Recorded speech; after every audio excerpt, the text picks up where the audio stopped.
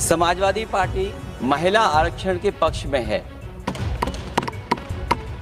और समाजवादी पार्टी का इतिहास रहा है कि हम लोगों ने हमेशा महिलाओं को आगे बढ़ाने के लिए काम किया। हमारे नेता जिनकी विचारधारा पे हम लोग आगे बढ़ रहे हैं, डॉक्टर राम मनोहर लोहिया, उन्होंने हमेशा जेंडर जस्टिस और सोशल जस्टिस की बात की। हम समाजवादी लोग जेंडर जस्टिस और सोशल जस्टिस के पक्ष में हैं और महिलाओं का आरक्षण 33% हो उसके भी पक्ष में हम लोग बोल रहे हैं। और ये लड़ाई हमारी निरंतर चल रही है और कहीं न कहीं आरक्षण हमारी पीढ़ी के आह्वान को और मजबूत कर रहा है। लेकिन जिस तरह की बातें हमें सुनने को मिल रही हैं,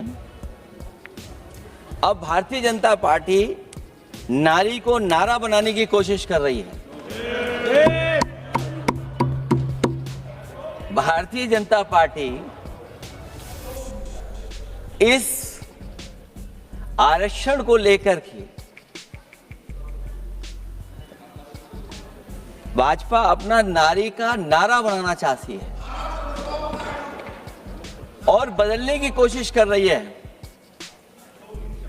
जिन्होंने नारी को अपने संगठन में नहीं रखा, उनके मान सम्मान के लिए कैसे रखेंगे? और अगर ये बात गलत है, अध्यक्ष महोदय, जिस पेरेंटल संगठन से आप निकले हैं उसमें मान सम्मान के लिए संगठन में कितनी नारी हैं ये बता दें आप।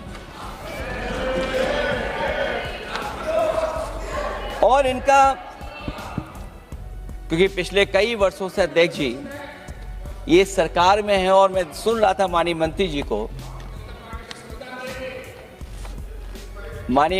को मैं सुन रहा था, उन्होंने बहुत सारे योजनाएं, बहुत सारे कार्यक्रमों की जानकारी दी। लेकिन अगर हम दुनिया के आंकड़े देखें, जेंडर इक्वलिटी में हम कहां खड़े हैं? हम 146 में 127वीं जगह पर खड़े हैं।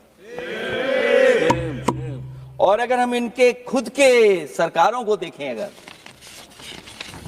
तो अध्यक्ष महोदय, इनके 21 जगह सरकारें हैं। 21 जगह यूनियन टेरिटरी और स्टेट मिलाकर के और सहयोगी दलों के साथ मिलकर के 21 सरकारें इनकी हैं।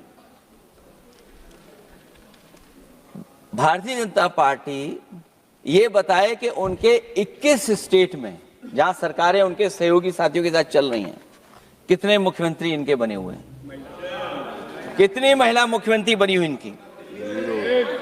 जीरो।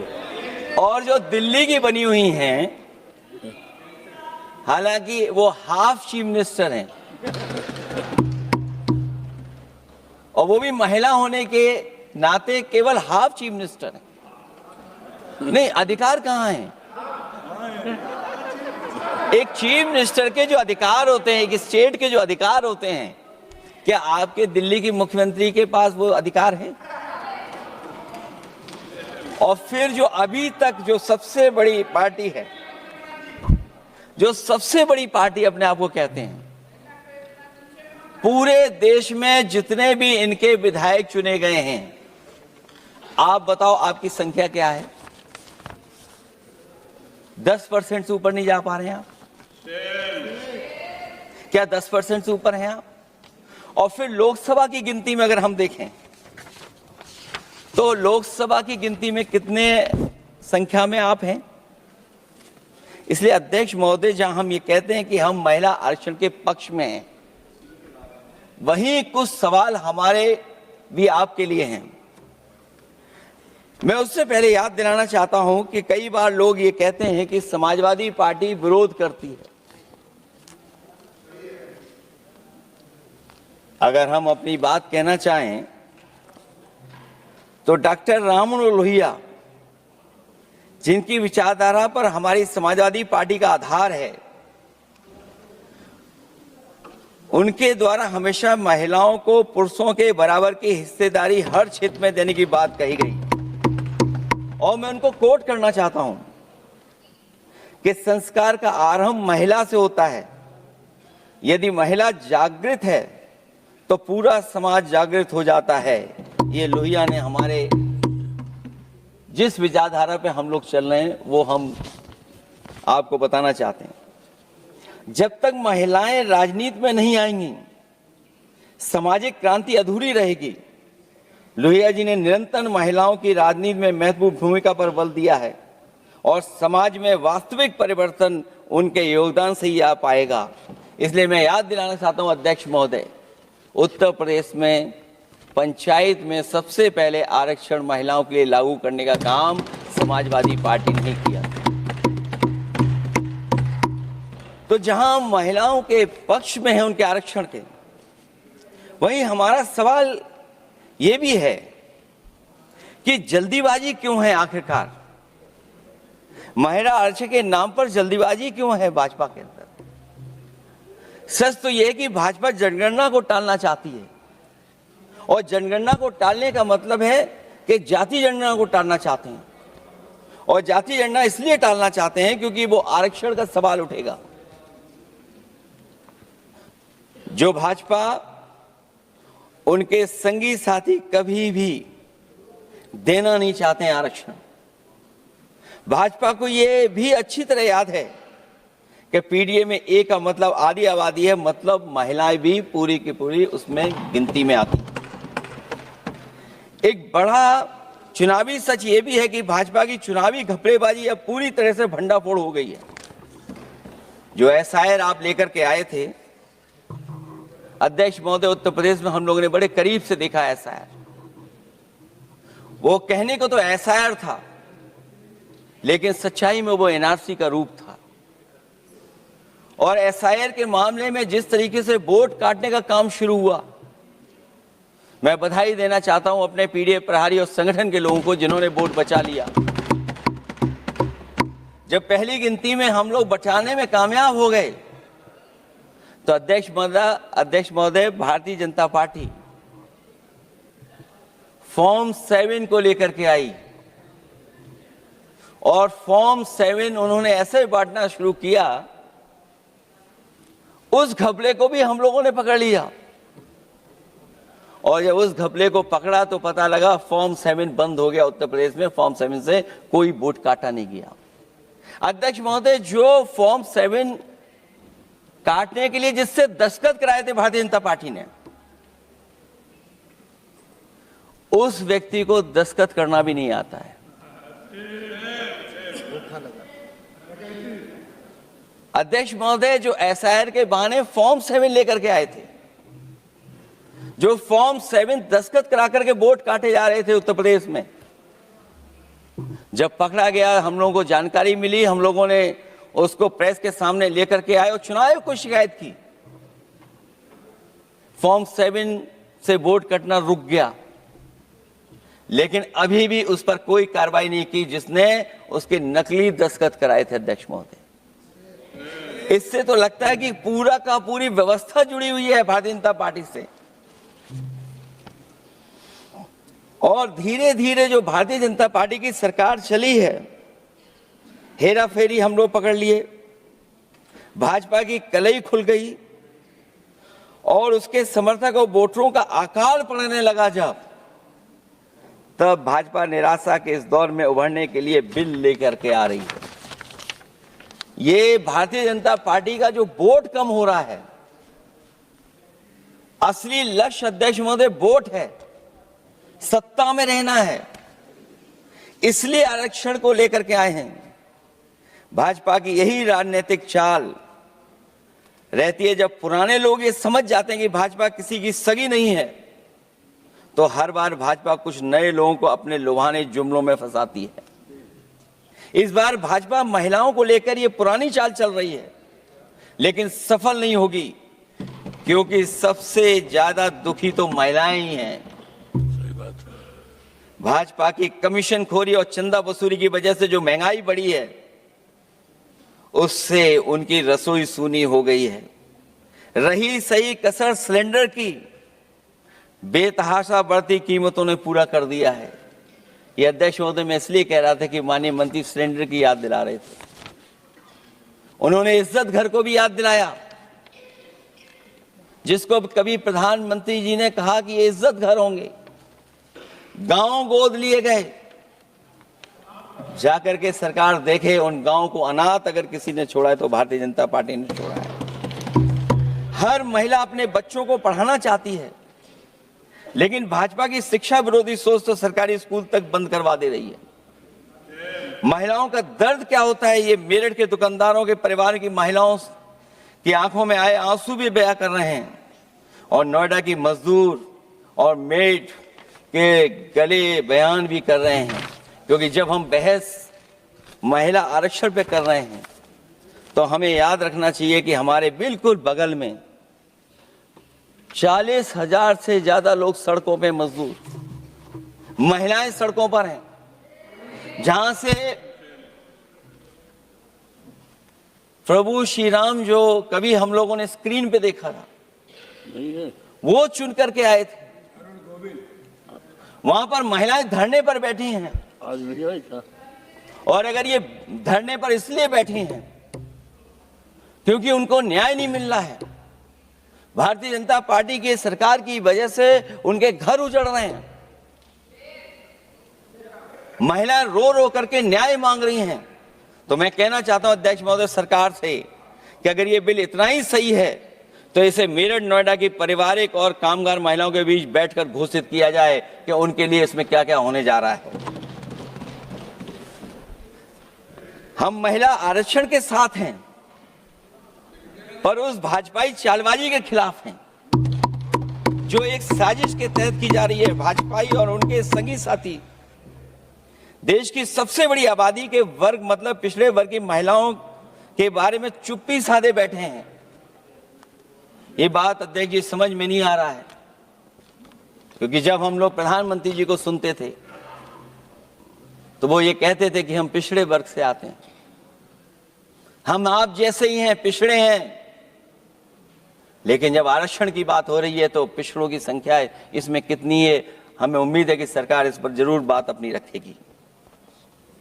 ये संशोधन के नाम पर जो जल्दीबाजी दिखा रहे हैं, दरअसल उसके पीछे भाजपाइयों की मंशा है कि जनगणना न करनी पड़े, क्योंकि अगर जनगणना करनी पड़ेगी तो जातिवार आंकड़े भी देने पड़ेंगे और जातिवार आरक्षण भी। ये भाजपा का एक बहुत बड़ा षड्यंत्र है जिसमें जनगणना आधारित प्रसीमन को नकार कर पिछड़ों का अधिकार लूटा जा रहा है। ये लोकतंत्र के खिलाफ खुफिया लोगों की गुप्त योजना है जो अब तक स्वीकार नहीं, जब तक प्रक्रिया के साथ हम लोग स्वीकार कभी नहीं कर सकते जब तक इसका लागू करने का तरीका ठीक ना हो। अगर पिछड़ों की आबादी कम से कम अगर हम गिन लें कि 70% 80% से ज्यादा है, अध्यक्ष महोदय अगर हम उनको 66% मान लें तो इनकी आबादी कम से कम पिछड़ों की 33% होगी, आधी आबादी की जनसंख्या, जिनके हक की बात तो है ही नहीं इसके अंदर। इसका मतलब यह हुआ कि पिछड़े वर्ग की 33% महिलाएं, उनको हक देना नहीं चाहते ये लोग, हक उनका छीनना चाहते हैं। और फिर जो डिलिमिटेशन का साथ साथ लेकर के आए हैं, ये डिलिमिटेशन क्या है अध्यक्ष महोदय? ये डिलिमिटेशन है कि इलेक्टोरल मैप को बदल दें। हमारे पूर्व में कांग्रेस के सदस्य ने ठीक कहा है कि जब डिलिमिटेशन की बारी आई तो इन्होंने पूरी रणनीति बना करके कि किस तरीके से लोकसभाओं के क्षेत्र बनाए जाएं, क्षेत्र कैसे बने जिससे कि उन्हीं को पॉलिटिकल लाभ मिले, वो हम लोगों ने आसाम में भी देखा और जम्मू कश्मीर में भी देखा है। इसलिए हम चाहते कि पहले जनगणना हो और जनगणना जब आंकड़े सही आ जाएंगे अध्यक्ष महोदय तब जाकर के डिलिमिटेशन ठीक होगा। और अगर आंकड़े ही ठीक नहीं हैं तो फिर आरक्षण कैसे ठीक होगा? क्योंकि आरक्षण का आधार ही हमारा जनसंख्या पर है। कहीं ऐसा तो नहीं कि आधी आबादी में ये मुस्लिम को भी ना गिनते हो, मुस्लिम महिलाओं को। इसलिए हमारी मांग होगी कि आधी आबादी में पिछड़े और मुस्लिम महिलाओं को भी जोड़ करके इस आरक्षण को पूरा किया जाए। एक जो हमें आशंका है कि जब आरक्षण होगा और डिलिमिटेशन होगा और जब संख्या बढ़ेगी तो उत्तर प्रदेश की संख्या विधानसभा की 500 से ऊपर होने जा रही है। और अगर 500 से ज्यादा होने जा रही है तो उसमें सरकार क्या विचार कर रही है? कहीं कोई ऐसा षड्यंत्र तो नहीं है जो हम महिला आरक्षण के बहाने उस षड्यंत्र को छिपा करके आगे बढ़ रहे हों? क्योंकि उत्तर प्रदेश में 120 सीटें तो लोकसभा की होने जा रही हैं और विधानसभा की सीटें तो अगर 600 हो रही हैं, अगर 600 हो रही हैं तो कहीं ऐसा तो नहीं अध्यक्ष महोदय उसमें भी कोई साजिश षड्यंत्र हो? जो षड्यंत्र हम लोगों को समझ में नहीं आ रहा हो, और अगर षड्यंत्र रहेगा तो जैसे अयोध्या हारे आप, एक बार फिर उत्तर प्रदेश आप हार जाएंगे। और 33% सीटें कौन सी होंगी? आप अगर सीट रिजर्व कर देंगे, कॉन्स्टिट्यूंसी रिजर्व हो जाएगी, तो अध्यक्ष महोदय ये महिलाओं के बीच ही कंपटीशन करा देंगे।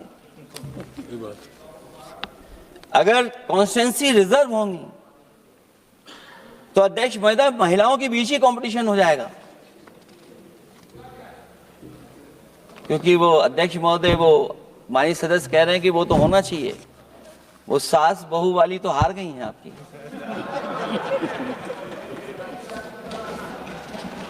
तो अगर पार्टी को ये मौका मिलेगा तो न केवल कंपटीशन से हम बच सकते हैं बल्कि संख्या महिलाओं की लड़ने की ज्यादा होगी।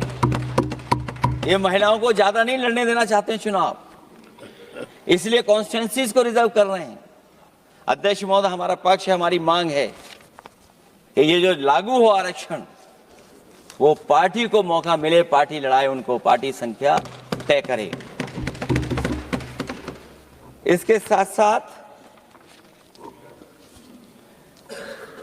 जो रोटेशन वाला है इशू, स्वाभाविक है कि जब हम एक क्षेत्र से लड़ते हैं अध्यक्ष महोदय तो एक भावनात्मक अटैचमेंट बनता है वोटरों के बीच में, और अगर ये रोटेशन का मामला होगा तो अध्यक्ष महोदय कोई भी अपने क्षेत्र में बहुत ज्यादा भावनात्मक लगाव नहीं रखेगा क्षेत्र की जनता से। तो अगला क्षेत्र की सोचने लगेगा कि अगला क्षेत्र हमारा क्या होगा। इसलिए हम इसके भी खिलाफ है अध्यक्ष महोदय कि रोटेशन नहीं हो। हम रोटेशन की प्रणाली के खिलाफ हैं, इसके पक्ष में हम लोग नहीं हो सकते।